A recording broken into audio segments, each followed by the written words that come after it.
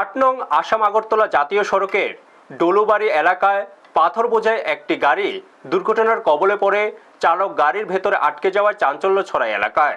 দীর্ঘ প্রায় 1.5 ঘন্টার প্রচেষ্টার পর অগ্নি নির্বাপক দপ্তরের কর্মীরা চালককে উদ্ধার করতে সক্ষম হন।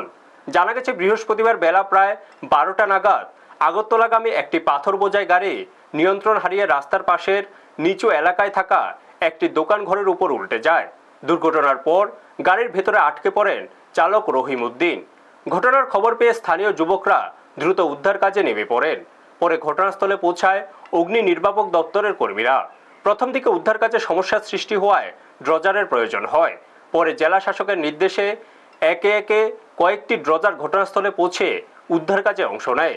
দীর্ঘ প্রচেষ্টার পর গাড়িটিকে কোনোভাবে সোজা করা হয়। ঘটনাস্থলে স্বাস্থ্য দপ্তরের কর্মীরাও পৌঁছে গাড়ির ভেতর আটকে থাকা অবস্থাতে চালককে প্রাথমিক চিকিৎসা দেন।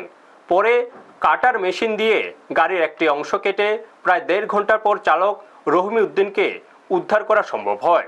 এদিকে দুর্ঘটনার জেরে জাতীয় সড়কে দীর্ঘ যানজটের সৃষ্টি হয়।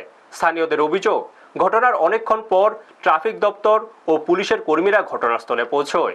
পাশাপাশি উদ্ধার কাজের মহকুমা প্রশাসন ও ডিজাস্টার ম্যানেজমেন্টের ভূমিকা নিয়েও উঠেছে প্রশ্ন। তবে স্থানীয় যুবক ও অগ্নি নির্বাপক দপ্তরের কর্মীদের তৎপরতা ও সাহসিকতার প্রশংসা করেছেন এলাকাবাসী।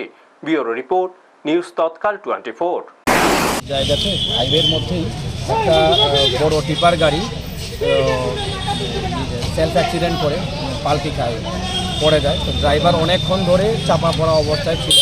ফায়ার সার্ভিস, আমাদের যে ডিজাস্টার ম্যানেজমেন্টের টিম, ডিজাস্টার ম্যানেজমেন্টের ওসিও আছেন, আমরা পুলিশ, পিএসআর এবং আমাদের যে ডিজাস্টার ম্যানেজমেন্টের টিম, ফায়ার সার্ভিস সহকারে আমরা উদ্ধার করে সেফলি এখন আমরা ধলাই ডিস্ট্রিক্ট হসপিটালে পৌঁছে দিই। ড্রাইভারের অবস্থা এরকম কীরকম?